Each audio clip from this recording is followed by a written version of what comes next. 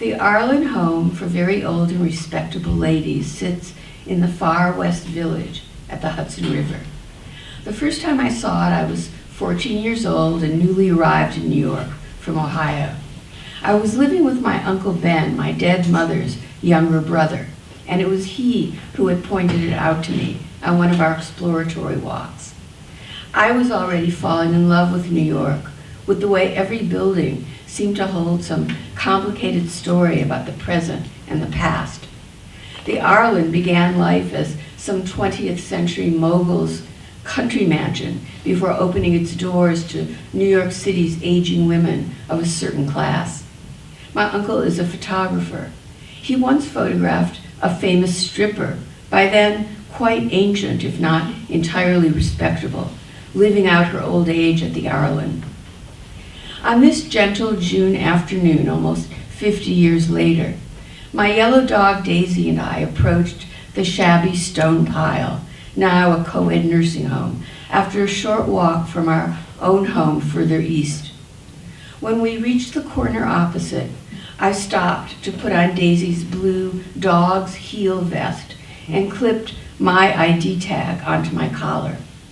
We were embarking on our first visit as a therapy team. Daisy and I had spent the past 6 weeks being trained and certified to visit neighborhood hospitals and nursing homes and homeless shelters, places where people who were any combination of old or sick or hungry or homeless could stroke Daisy's head and stare into her black eyes and high-five her paw for an hour or so. I thought a nursing home would be the best place to start, one with an Alzheimer's group. I like to think that the memory of dog love remained safe, stored somewhere in the Fort Knox of the amygdala, that G-spot of a place where old trauma supposedly hung out. To give back, my friend Natalie said approvingly when I told her I had signed up for the training. Good for you. Our friend Eve would have rolled her eyes at Natalie's reflexive flattery. Giving back wasn't exactly the reason. Certainly my soul could use the extra points, and I admit to being smitten with the image of me and my noble dog helping the needy. I meant what I had written on the dog's heel application. I wanted to share Daisy's sweetness with the end-of-lifers or the temporarily down and out or the slow child readers and chemo patients. Just running your hand over Daisy's silky head felt like love. But the true truth, I was the one in need. Of what, though, I didn't know. Lately, I'd been spending my days watching a murder trial on court TV, stocking up on the Finnish licorice I ordered online, listening to old Leonard Cohen's new songs, and reading all the Buddhist wisdom Pema Chodron had to offer. My mood had been coasting downhill since the previous summer when a shocking rent hike forced me to close my vintage clothing store. The one course I still taught at Parsons, fashion in fiction, had been dropped in the fall. After that, my days lost all structure and purpose. They consisted of caring for Daisy and taking the subway uptown to see the eye doctor. He finally attributed my worsening vision to early macular degeneration, an age-related erosion of sight in one eye that necessitated monthly injections and the occasional use of an eye patch. Age-related was definitely the theme now. Natalie and Eve and I belonged to a generation of women who'd been so sexually and chemically and ideologically dazzled in the best ways, the worst ways, and all the ways in between. It never thought it would get old. Was I a good person or a bad person? That question had been the wallpaper lining the inside of my head for as far back as I could remember.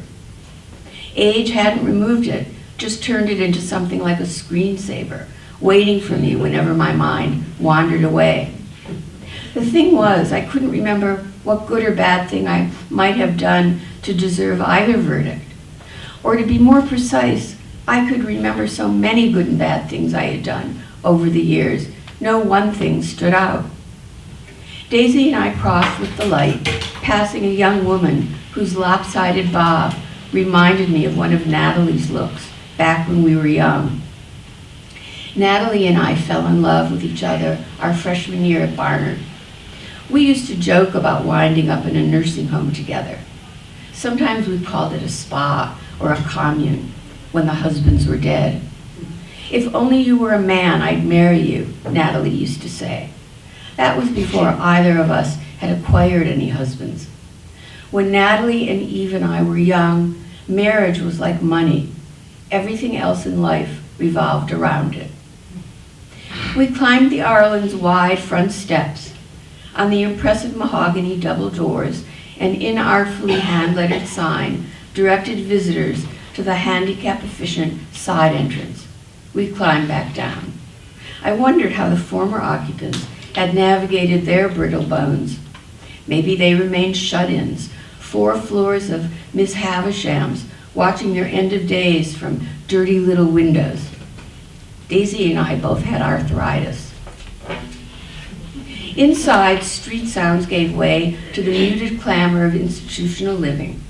We found the elevator, and I checked the directory alongside it for the Alzheimer's unit. Daisy looked up at me expectantly. "Yes, my girl, this is it," I told her. The elevator doors opened, and Daisy and I stepped in, its sole occupants. "Sit," I said, as the doors closed. I've read that dogs are the cognitive equivalent of a 2-year-old child. The power differential between Daisy and me troubled me. For example, whenever Daisy and I entered the elevator of our own apartment building and I said, "Sit," she obeyed. But lately she did so with a look that seemed to say, "Okay, but seriously, you and I both know there's no real point to subjugating me in this way." We were too embarrassed to hold each other's gaze after this blunt intimacy. Like now, I looked up at the lit floor numbers above the doors. Daisy looked down and away into the corner. I didn't mean not to become a mother. It just happened. Isn't that what they say about adultery? Of the three of us, Natalie, Eve, me, only Natalie had become an actual mother. Her son was a father now, himself, though Natalie saw him and his kids less than she'd like. That was the good thing about dogs.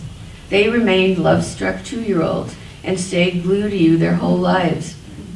Lately, though, I found myself wondering, if you never did become an actual mother, did that mean you always remained a daughter? When the doors opened on 7, Mike, the cheerful facilitator of the Arlen, spotted us and hurried over. Come in, welcome. A few therapy teams are meeting in the coffee room with clients, but you're free to approach anyone sitting outside their room in the hall. That means they'd like visitors. Come, let's get you started. The linoleum flooring was slippery. I tightened my hold on the leash and followed Mike toward an old woman seated in a wheelchair parked midway down the corridor. The woman had a rosy round face and a wide, calculating smile. I felt shy. Mike addressed her. "Hi, darling," he said to the woman, and to me. "Eileen was a famous opera singer. Did you know that?" "How wonderful," I said. Eileen beamed a look of cheerful menace my way as I positioned Daisy in a sit near the chair, then crouched beside her. In the shadowy room beyond Eileen, a woman with a cloud of scrambled white hair was sitting up in one of the 2 beds. "What is this dog?" said Eileen. I told her Labrador Retriever, and she nodded. "What's his name?" "Daisy. She's a girl. Would you like to pet her?" "Go ahead, Eileen," Mike said. He gave me a quick smile. "You okay here?" I nodded yes, and he headed down the corridor. I tried guiding Daisy closer to the old woman, but Daisy was more interested in something to one side of the wheelchair. If Daisy's not immediately engaged with the client, don't tug at her, the instructor had told us. The client will feel worse, like you're making her like them. Just chit-chat about your dog and ask if they've had dogs, stuff like that, until you get Daisy to focus again. So much for that piece of advice. I reached into my pocket for a dog treat, knowing Daisy would spin right around.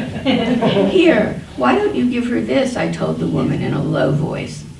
Now Daisy was 63 pounds of fiercely focused, trembling attention as the precious piece of biscuit journeyed from the bag to my hand, to Eileen's hand, its thin skin mottled with what looked like bruises.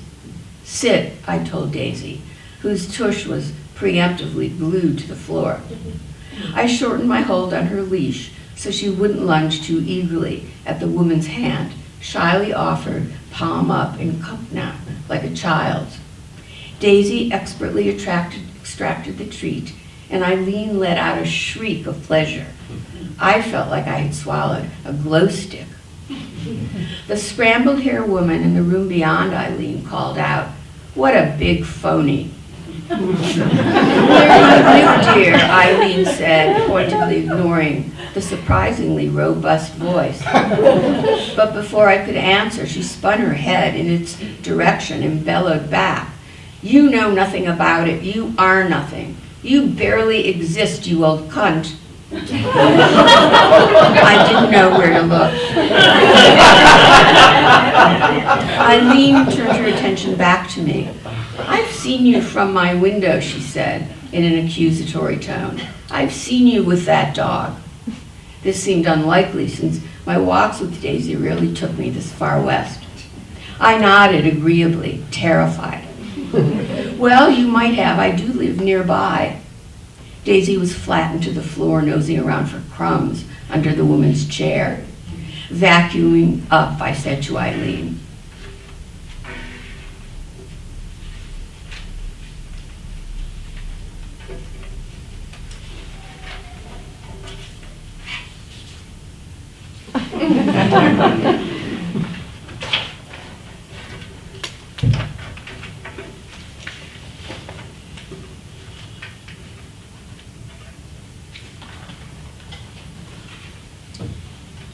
She frowned back at me. "Somebody oughta." And then, turning again to glare at the woman in the room behind her, "Tell your dog to sniff around for my gold earrings." Mike approached, a worried look on his face, and in a few awkward minutes more, the visit was over. We said our goodbyes. Daisy and I circled back toward the elevators. We came to the end of the corridor, and there I caught a whiff of jasmine, fragrance so surprising in this no-color linoleum-floored nursing home that I had to stop for a moment, disoriented, just to sniff. An attractive middle-aged black woman in street clothes was emerging from one of the rooms. Was she the source of the beautiful scent? She offered us a tiny wave and a familiar smile as we made our way to the elevator. I smiled back, but I didn't know her. We headed toward home. I'd been walking these same blocks since I was that 14-year-old girl, in every kind of weather, every emotional climate, and I never failed to feel lifted by their pleasing proportions, their human tending. These avenues and streets were the stage on which my past and present coexisted. On a single day, I was likely to travel physically in and out of both spheres. Some days I felt the way I did when I put down a great novel. I felt energized and euphoric, awed really by the vastness of a single life, by how much of everything it was capable of witnessing, feeling, enduring. Today's route took us down the very block where I had spent my long single girl life before I met Harry. When I looked up to locate the third-floor window that used to be mine, it seemed entirely possible that I was up there right now, reading, weeping, waiting for the phone to ring. Of course the phone did ring, and then it didn't. Get a dog, I urged my younger self. The day will come when a ringing phone will irritate you, nothing more.